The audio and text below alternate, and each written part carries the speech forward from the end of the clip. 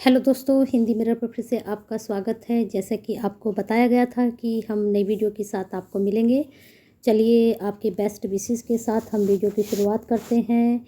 UPSC के ये content है और जो असिस्टेंट का प्रोफेसर कल आपका एग्ज़ाम होने वाला है 28 को, तो उसकी तैयारी के लिए आपका last mode revision, super fast revision और आपके लिए सभी के लिए हम हिंदी मिरर की तरफ से जो है बेस्ट विशेस हैं कि आपका पेपर बहुत अच्छे से हो। चलिए शुरू करते हैं। आपका प्रश्न आगे के मानव संसाधनों में कुत्ते दफनाए गए थे गुफकराल में, बुर्जहोम में, मारतंड में या फिर मेहरगढ़ में। दोस्तों, वीडियो शुरू करने से पहले मेरा आपसे अनुरोध है कि हिंदी मिरर पर 3 प्लेलिस्ट बनी हुई हैं यूपीएससी असिस्टेंट प्रोफेसर का जो एग्ज़ाम है उससे संबंधित उन वीडियो को आप ज़रूर देखें, क्योंकि वहाँ से आपको इतने अच्छे प्रश्न मिलेंगे और उनमें सभी में बहुत अच्छा कंटेंट है। मैंने कल की वीडियो में भी बताया था कि 3 प्लेलिस्ट आपकी बनी हुई हैं, आप चेक कीजिए हिंदी मिरर में प्लेलिस्ट में जाकर, तो वहाँ से आपके यूपी की पूरा आपको सारी जानकारी मिलेगी। एक वीडियो में पूरा यूपी से संबंधित है, तो उन वीडियो को एग्ज़ाम देने से पहले ज़रूर देख लीजिए। हो सकता है वहाँ से आपको बहुत ज़्यादा हेल्प मिल जाए क्वेश्चंस सॉल्व करने की। ठीक है, चलिए इसका आंसर आपका देखते हैं। पहले का आंसर आपका जा रहा है बी, ब्रुज होम में। मानव समाधानों में कुत्ते दफनाए गए थे ब्रुज होम में। इसकी जानकारी देखते हैं। नवपाषाणिक संस्कृति के अंतर्गत, नवपाषाण में, ठीक है, नवपाषाणिक संस्कृति के अंतर्गत ब्रुज होम तथा गुफ कराल विशेष महत्व है। गुफ कराल का भी, इन दोनों का विशेष महत्व है, दोनों का ही। अब ब्रुज होम पुरास्थल की खोज 1935 में नोट कर सकते हैं आप। 1935 में डी टेरा नाम नोट कर सकते हैं। डी टेरा तथा पीटरसन ने की थी, दोनों ने मिलकर की थी। और यहाँ से गड्ढे वाले घरों के अवशेष मिले हैं। समाधान जो शवदान होता था उनसे पता चलता है कि मनुष्य के साथ साथ जो उनके पालतू कुत्ते थे उनको भी दफनाया जाता था। चलिए नेक्स्ट क्वेश्चन देखते हैं। निम्न में से कौन सा वेद गद्य पद्य दोनों में लिखा गया है? ऋग्वेद, सामवेद, यजुर्वेद या फिर अथर्ववेद? तो अगर आपने आंसर सोचा है सी, यजुर्वेद, तो बिल्कुल सही है। यह वेद जो है गद्य और पद्य दोनों में ही लिखा गया है। नेक्स्ट क्वेश्चन, निम्नलिखित में से किसे कुव्वते उल इस्लाम का नाम दिया गया? देवल, देवगिरी या तेहली या फिर मधुरा? तो 3 का अगर आप आंसर सोच रहे हैं बी, देवगिरी, तो बिल्कुल सही है। इसको कुव्वते उल इस्लाम का नाम दिया गया था, देवगिरी नगर को। ठीक है, नेक्स्ट क्वेश्चन है आपका सत्यशोधक शोधक समाज की स्थापना किसने की थी? सत्य शोधक समाज की स्थापना किसने की थी? दयानंद सरस्वती, ज्योतिबा फूले, गांधी जी या डॉक्टर बाबा साहेब अम्बेडकर? भीमराव अम्बेडकर भी बोला जाता है इनको। तो 4th का आंसर अगर आप सोच रहे हैं बी, ज्योतिबा फूले, तो बिल्कुल सही है। सत्यशोधक समाज की स्थापना सन भी नोट कर लीजिए 1873 में की गई थी और यह बम्बई में, ठीक है, बम्बई में ज्योतिबा फूले ने ब्राह्मण विरोधी मुसलमान आंदोलन के रूप में इसको शुरू किया था। और इन्होंने 1872 में गुलामगिरी लिखी थी। इनकी रचना का भी नाम लिख लीजिए। 1872 में इन्होंने गुलामगिरी लिखी थी, नोट कर लीजिए, गुलामगिरी। ठीक है, चलिए नेक्स्ट क्वेश्चन पर चलते हैं। आपके निम्नलिखित में से किसने एशियाटिक सोसाइटी ऑफ बंगाल की स्थापना की थी? जे एहिकी, Max Muller, Wilkins, William Jones? तो एशियाटिक सोसाइटी ऑफ बंगाल की स्थापना अगर आपने सोचा है डी, विलियम जोन्स, तो बिल्कुल सही है। ये स्थापना विलियम जोन्स ने कब की थी? 1784 को की थी। संस्था के माध्यम से भारत की प्राचीन संस्कृति, सभ्यता तथा साहित्य को उजागर करने में सहायता मिली थी। चलिए नेक्स्ट क्वेश्चन पर हम चलते हैं। आपके चंपारण सत्याग्रह का नेतृत्व ने किया था किसने? अमरेश चक्रवर्ती, पुलिन बिहारी सरकार, गांधी जी या फिर पटेल? तो 6 का सभी को पता है कि चंपारण सत्याग्रह का जो नेतृत्व किया था वह गांधी जी ने किया था। और यह जो विद्रोह था नील आंदोलन के नाम से भी जाना जाता है। और का नेतृत्व गांधी जी ने किया था दक्षिणी अफ्रीका से जनवरी 1915 में जब वह वापस लौटे थे। तो पहला सफल सत्याग्रह उनका यही था। 1917 में चंपारण के किसान राजकुमार शुक्ल ने लखनऊ में गांधी से भेंट की तथा उन्हें चंपारण आने का आग्रह किया था। तब वहाँ से उन्होंने ये शुरू किया था। चलिए नेक्स्ट क्वेश्चन देखते हैं। गुजरात के सबसे पश्चिमी गांव और अरुणाचल प्रदेश के सबसे पूर्वी छोर पर स्थित वालांग के समय में कितने घंटे का अंतराल होगा? 1 घंटे का, 2 घंटे का, 3 घंटे का या फिर आधे घंटे का?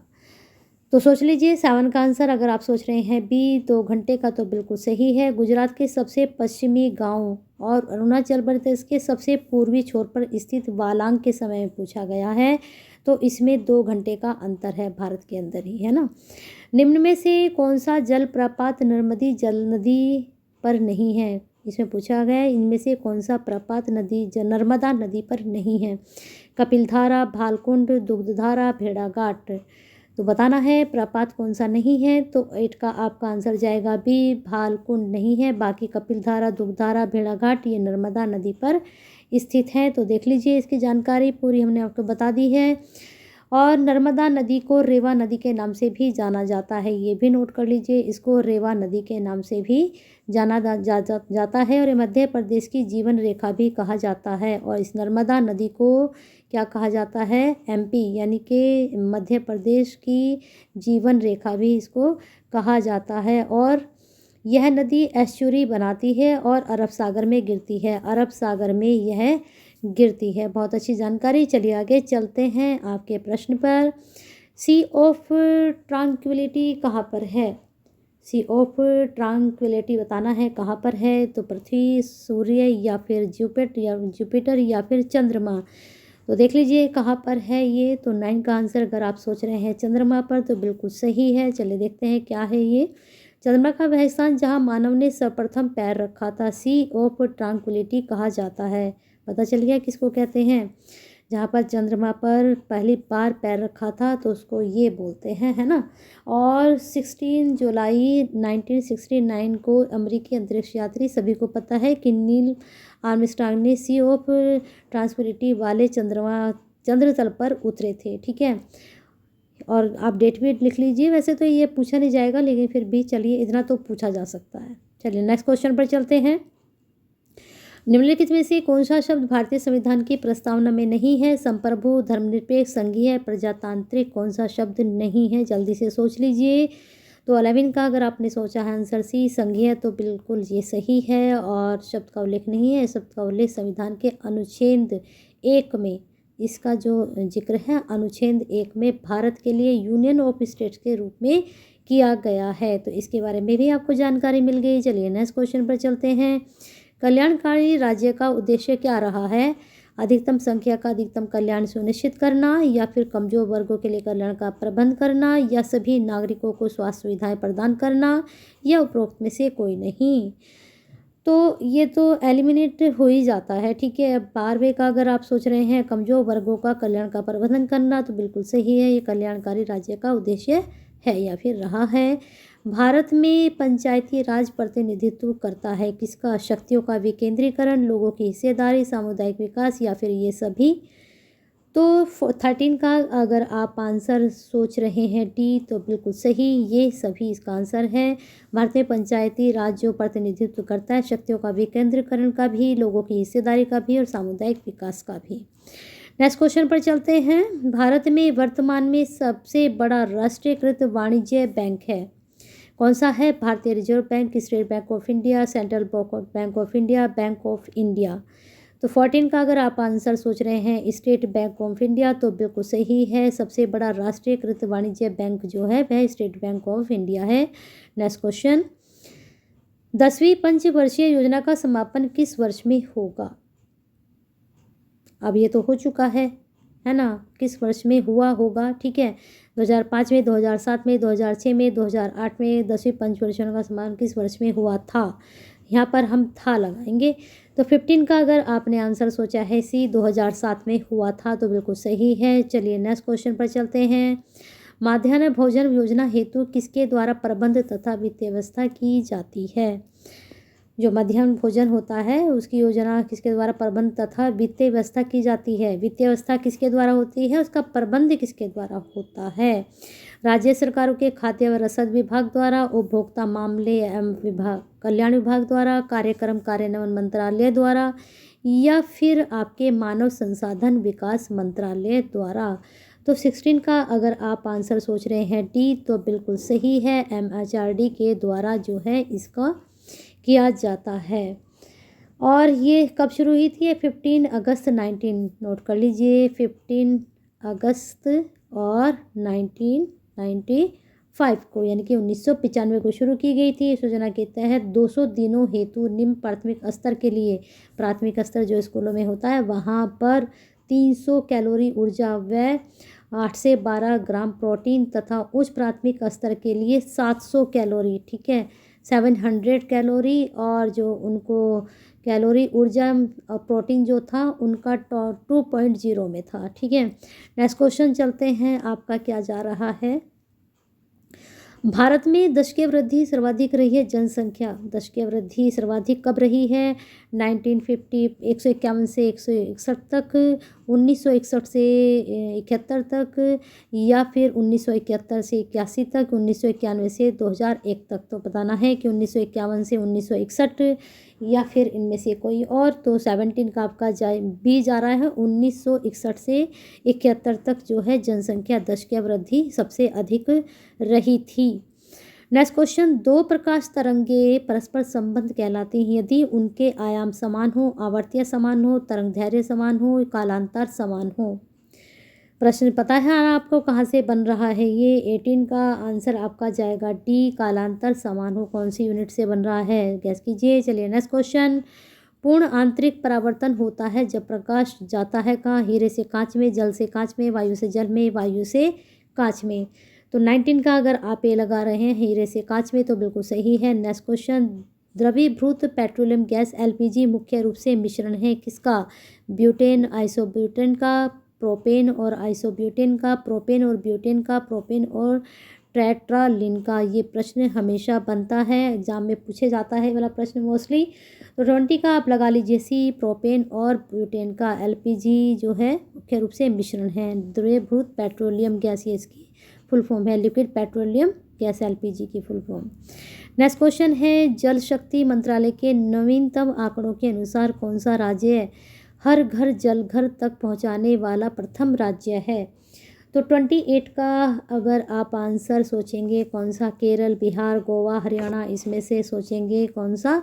28 का आपने आंसर अगर सोच लिया है बी, गोवा, तो बिल्कुल सही है। चलिए देखते हैं, international food policy research institute द्वारा 2006 में, ठीक है, 2006 में ग्लोबल हंगर इंडेक्स जारी किया गया था। यह विश्व की, नहीं एक मिनट, यहाँ थोड़ा मिस्टेक हो चुकी है आपको बताने में, दोबारा बताते हैं। गोवा राज्य से भारत सरकार द्वारा निर्धारित 2024 में, 2024 तक हर घर जल योजना को सर्वप्रथम प्राप्त करने में सफलता प्राप्त की। 191 ग्राम पंचायतों में 23 इसमें आपके हैं 2,30,000 ग्रामीण परिवार के घर तक जल नल के कनेक्शन स्थापित किए जाएंगे, ठीक है। नेक्स्ट क्वेश्चन है, अगर नहीं समझ में आए दोबारा आपको बता देते हैं। गोवा राज्य ने भारत सरकार द्वारा निर्धारित 2000, गोवा राज्य के बारे में बताया जा रहा है, 2024 तक हर घर जल योजना को सर्वप्रथम प्राप्त करने में सफलता प्राप्त की। एक लाइन तो ये होगी आपकी, और दूसरी लाइन है कि 191 यानी कि 191 ग्राम पंचायतों में 2,30,000 ग्रामीण परिवारों के घर तक नल के कनेक्शन स्थापित किए जाएंगे। नेक्स्ट क्वेश्चन है, किस राज्य सरकार के पर्यावरण और वन विभाग द्वारा प्यार का पौधा अभियान की शुरुआत की? मध्य प्रदेश, बिहार, झारखंड, उत्तर प्रदेश। तो 29 का अगर आपने सोचा है बी तो बिल्कुल सही है, मध्य प्रदेश। मध्य प्रदेश, बिहार सरकार के पर्यावरण वन विभाग द्वारा प्यार का पौधा अभियान की शुरुआत की गई है। सॉरी, इसमें आपका बी आंसर है, बिहार के द्वारा, है ना। और इसका उद्देश्य क्या है? वृक्षारोपण को बढ़ावा देना है, नाम से ही पता चल रहा है पौधा अभियान है। तो चलिए नेक्स्ट क्वेश्चन है, राज्यों में हाल ही में उनके द्वारा शुरू किए गए कार्यों की सूची का मिलान करना है। यहाँ पर ये राज्य हैं और इनके कार्य पहल इधर है, गुजरात सी प्लेन सेवा, कर्नाटक एयर एम्बुलेंस सेवा, उत्तर प्रदेश का क्या है, नवीन रोजगार छतरी योजना, या फिर दिल्ली की रोजगार बाजार पोर्टल। हमें इन सबको आपस में मैच करना है कि आंसर इसका जा रहा है। तो आपको बता दें, गुजरात का जो है आपका, थोड़ा सा इनको कर लेते हैं, इसमें जो आपका ऑप्शन जाएगा इसमें ए जा रहा है। तो ए में क्या है? 1 में है, 2 में बी है, 3 में सी है, 4 में डी है, यानी कि आमने सामने बिल्कुल आंसर इसके सही हैं। गुजरात की सी प्लेन सेवा है और कर्नाटक की एयर एम्बुलेंस सेवा है। उत्तर प्रदेश की नवीन रोजगार छतरी योजना है और दिल्ली का रोजगार बाजार पोर्टल है। नेक्स्ट क्वेश्चन देखते हैं। यहाँ पर इधर ये आपके जो हैं बिरहा, भोजपुरी, कंजरी, अवधी, बल्होर, ब्रजी, रसिया, कोरवी, तो यहाँ पर मिला मैच करना है कि कौन से उससे जा रहा है, कौन सी भाषा से जा रहा है, ठीक है, कौन सी भाषा में है ये। तो चलिए देखते हैं इसका कूट आपका कौन सा जाएगा। तो बिरहा क्या है, वह भोजपुरी में है और कजरी अवधी में ही है, बल्होर ब्रजी में ही है और रसिया कोरवी भाषा में ही है। चलिए नेक्स्ट क्वेश्चन पर चलते हैं। आपके नेक्स्ट क्वेश्चन क्या है, उत्तर प्रदेश में सिंचाई का सबसे बड़ा स्रोत कौन सा है? नहर है, तालाब है, नलकूप है या फिर कुआं है? तो उत्तर प्रदेश में जो सबसे बड़ा स्रोत माना गया है वह माना गया है नलकूपों को। सिंचाई क्षेत्र की प्रतिशतता के आधार पर उत्तर प्रदेश देश में पंजाब और हरियाणा के बाद तीसरा स्थान है उत्तर प्रदेश का, ठीक है, सबसे पहले पंजाब फिर हरियाणा। और कुल संचित क्षेत्र जो है इसका 70.8 जो है नलकूपों से होती है और 17.2 जो है नहरों से होती है और 11.5 जो है तालाबों या कुएं से होती है और 0.5% जो साधनों से सिंचाई की जाती है, अन्य साधनों से उत्तर प्रदेश की बात की गई है। चलिए नेक्स्ट क्वेश्चन देखते हैं। भारत में मल्टी मॉडल लॉजिस्टिक पार्क किस राज्य में स्थापित किया गया? मणिपुर, असम, सिक्किम या फिर मेघालय? तो 37 का अगर आप आंसर सोच रहे हैं बी असम, तो बिल्कुल सही है। आप इसे थोड़ा जानकारी दे देते हैं। 37 की आपको केंद्रीय सड़क परिवहन राजमार्ग और सूक्ष्म लघु मध्य उद्योग नितिन गडकरी ने 20 अक्टूबर 2020 को, नोट कर लीजिए, 20 अक्टूबर और 2020 को जो है असम के जोगी घोपा में देश का प्रथम मल्टी मॉडल लॉजिस्टिक पार्क की आधारशिला रखी थी और इस पार्क में लोगों को हवाई, सड़क, रेल और जलमार्ग हेतु कनेक्टिविटी मिलेगी और इसका जो विकास है भारतमाला परियोजना के अंतर्गत या तहत किया जाएगा। नेक्स्ट क्वेश्चन है, निम्न कथनों के आधार पर विकल्प हमें चयन करना है। अटल टनल की लंबाई 9.02 किलोमीटर। इस टनल की घोषणा अटल बिहारी वाजपेयी ने ही की थी। यह मनाली के लाहौल स्पीति घाटी से जोड़ती है। तो 38 का अगर आपने सी सोचा है आंसर तो बिल्कुल सही है, तीनों कथन सही हैं। प्रधानमंत्री नरेंद्र मोदी ने 3 अक्टूबर 2020 को अटल टनल का उद्घाटन किया, लेकिन यहाँ पर तो जो है इन्होंने ये दिया है अटल बिहारी वाजपेयी ने की थी, तो यहाँ पर थोड़ा कन्फ्यूजन है। इसका सी आंसर जो है हाँ सही जा रहा है। चलिए देखते हैं आगे। प्रधानमंत्री ने 3 अक्टूबर 2020 को अटल टनल का उद्घाटन किया था और इसकी जो है लंबाई इतनी ही है और यह पूरे वर्ष लाहौल स्पीति घाटी को जोड़ती है। इसकी घोषणा जो है अटल बिहारी जी ने की थी, लेकिन जो इसका जो है उद्घाटन किया वह प्रधानमंत्री नरेंद्र मोदी जी ने किया, तो इसलिए ये सारे ही सही है ऑप्शन। नेक्स्ट क्वेश्चन, भारत की प्रथम सौर ऊर्जा संचालित छोटी ट्रेन का उद्घाटन 2 नवंबर 2020 को किसने किया? नरेंद्र मोदी ने, पिनाराई विजयन ने, रामनाथ कोविंद ने, नितिन गडकरी ने। तो 39 का अगर आपने आंसर सोचा है सी पिनाराई विजयन ने, तो बिल्कुल सही है। भारत की जो प्रथम सौर ऊर्जा संचालित छोटी ट्रेन है 2 नवंबर 2020 को केरल के मुख्यमंत्री पिनाराई विजयन ने राज्य के वेल्ली टूरिस्ट विलेज में किया था। नेक्स्ट क्वेश्चन, लुहरी जल विद्युत परियोजना किस नदी पर बनाई जा रही है? सतलज, रावी, झेलम, ब्यास, किस नदी पर बनाई जा रही है? जल्दी से बता दीजिए आंसर। अगर आपने सोचा है ए सतलज नदी पर, तो बिल्कुल सही है। हिमाचल प्रदेश में सतलज नदी पर 210 मेगावाट की लुहरी जल विद्युत परियोजना को 4 नवंबर 2020 को मोहर लगाई गई थी। नेक्स्ट क्वेश्चन आपका, अकबर के शासनकाल में प्रचलित चौकर चांदी के सिक्के का क्या नाम था? जल्दी से सोच लीजिए। इसका आंसर रुपया था, मोहर था, जलाली था या फिर दिनार था। तो इसमें जो आंसर आपका जाएगा दिनार जाएगा। चलिए ठीक है, नेक्स्ट क्वेश्चन आपका देखते हैं। इसमें जो आपका आंसर जा रहा है वह दिनार नहीं, ये रॉन्ग है, यहाँ पर जलाली जा रहा है। अकबर के शासनकाल में जो प्रचलित चकोर चांदी के सिक्के चलाए गए थे उनका नाम जलाली था, ठीक है, इसको ठीक कर लीजिए। नेक्स्ट क्वेश्चन, मराठों के साथ होने वाली किस संधि को वारेन हेस्टिंग कागज का टुकड़ा मात्र मानता था? तो देखते हैं कौन कौन सी संधि। मंदसौर, सुरजी, अर्जुन गांव, ग्वालियर, पुरंदर। तो कौन सी संधि को वह कागज़ का टुकड़ा मात्र मानता था? तो फोर्थ का आंसर अगर आप सोच रहे हैं डी, पुरंदर संधि को, तो बिल्कुल सही है। उन्होंने जो है मराठों के साथ इस संधि को, जो पुरंदर संधि हुई थी, इसको कागज़ का टुकड़ा मात्र कहा था। चलिए नेक्स्ट क्वेश्चन देखते हैं। वरकरी संप्रदाय की मुख्य पीठ अवस्थित है, देख कहाँ अवस्थित है बताना है। श्रृंगेरी में, या फिर पणरमपुर में, या फिर नदिया में, या फिर वाराणसी में। तो देख लीजिए, श्रृंगेरी में, या फिर पणरपुर में, या नदिया में, या फिर वाराणसी में। तो पाँचवें का आपका आंसर क्या जाएगा? बी, पणरपुर में। ठीक है। एक जो है आपका वरकरी संप्रदाय मुख्य पीठ पंढरपुर में अवस्थित है। महाराष्ट्र धार्मिक आंदोलन के दो प्रमुख संप्रदाय हैं वरकरी, एक तो आपका वरकरी हो गया और एक धरकरी हो गया। दोनों के नाम नोट कर लीजिए। और नामदेव तुकाराम इस आंदोलन के संत रहे थे। नेक्स्ट क्वेश्चन है 1891 के एज ऑफ कंसेंट बिल का किसने विरोध किया था? 1891 के स्वामी दयानंद, रविन्द्रनाथ टैगोर ने, बाल गंगाधर तिलक ने, सुरेंद्र नाथ सेन ने। तो सिक्स का अगर आप आंसर सोच रहे हैं बाल गंगाधर तिलक, तो बिल्कुल सही है। इन्होंने 1891 के एज ऑफ कंसेंट बिल का विरोध किया था। नेक्स्ट क्वेश्चन है आपका, निम्नलिखित में से किसने 1906 के भारतीय राष्ट्रीय कांग्रेस के कलकत्ता अधिवेशन में दादा भाई नौरोजी के अध्यक्षीय भाषण को उनके बदले में पढ़ा था? वो नहीं थे वहाँ पर, तो उनकी ऑप्शंस में इसको पढ़ा गया था। किसके द्वारा? फिरोज शाह मेहता के द्वारा, गोपाल कृष्ण गोखले के द्वारा, या फिर यहाँ पर दो ही ऑप्शन आए हैं। तो ये आपका क्वेश्चन 7 है, तो 7 का आंसर बी जा रहा है, गोपाल कृष्ण गोखले के द्वारा। चलिए नेक्स्ट क्वेश्चन देखते हैं आपका। नेक्स्ट क्वेश्चन है, सूरत अधिवेशन जब भारतीय राष्ट्रीय कांग्रेस में पहली फूट हुई थी, कौन सा अधिवेशन था?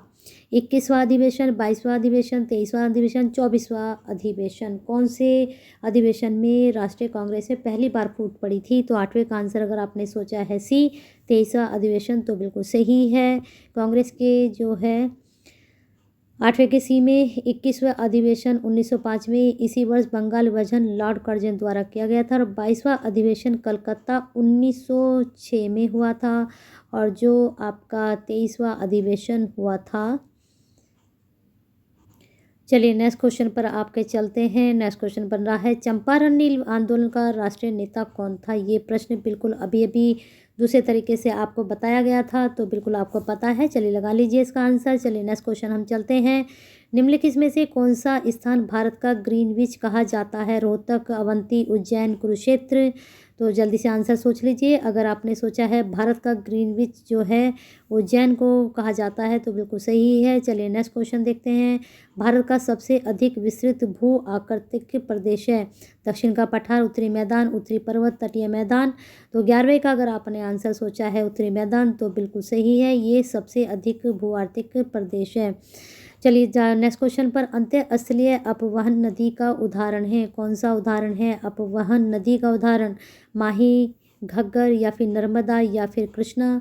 तो जल्दी से इसका आंसर आप सोच लीजिए कि आपका जा रहा है। अगर 12वें का आपने आंसर सोचा है बी, घग्गर, तो बिल्कुल सही है। अंतःस्थलीय अपवहन नदी का उदाहरण घग्गर को माना जाता है। चलिए नेक्स्ट क्वेश्चन, भारत के सबसे बड़ा जलप्रपात जोग प्रपात किस नदी पर है? शरावती, कावेरी, गोदावरी, या फिर नर्मदा। तो 13 का अगर आपने सोचा है शरावती, तो बिल्कुल सही है। भारत का सबसे जो बड़ा जलप्रपात है वह शरावती नदी पर स्थित है। और यह प्रपात वर्तमान में कहाँ है? वर्तमान में यह कर्नाटक में है। ठीक है। नर्मदा नदी पर कपिलधारा और धुआंधार जलप्रपात स्थित है। बिल्कुल अभी अभी आपको ये मैंने बताया था। नेक्स्ट क्वेश्चन पर आपके चलते हैं। सबसे अधिक वर्षा वाला स्थान चेरापूंजी कौन से राज्य में स्थित है? और ये प्रश्न बहुत ईजी है, मुझे लगता है मोस्टली सभी को आता होगा। ये प्रश्न का आंसर आपका जा रहा है 14 का बी, मेघालय में। नेक्स्ट क्वेश्चन देखते हैं आपका 15, भारत सरकार अधिनियम 1919 किस पर आधारित है?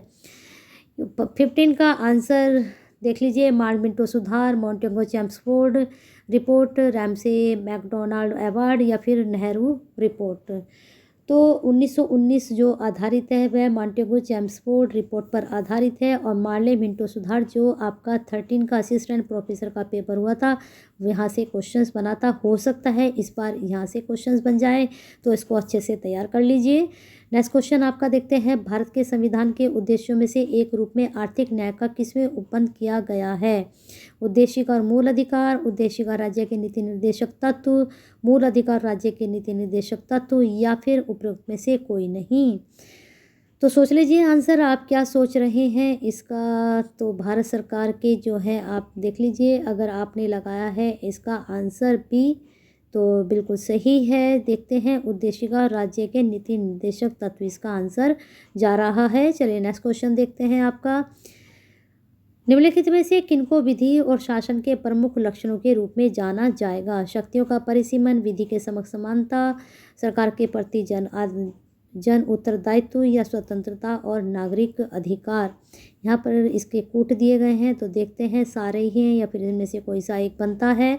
तो 17 का आपका आंसर जा रहा है सी, 1, 2, 4, यानी कि तीसरा नहीं माना गया है। इसमें से सिर्फ 1, 2, 4 को विधि के शासन के लक्षण के रूप में माना जाएगा। शक्तियों का परिसीमन, विधि के समक्ष समता और स्वतंत्रता और नागरिक अधिकार ये नहीं माना गया। नेक्स्ट क्वेश्चन आपका क्या बन रहा है, देखते हैं।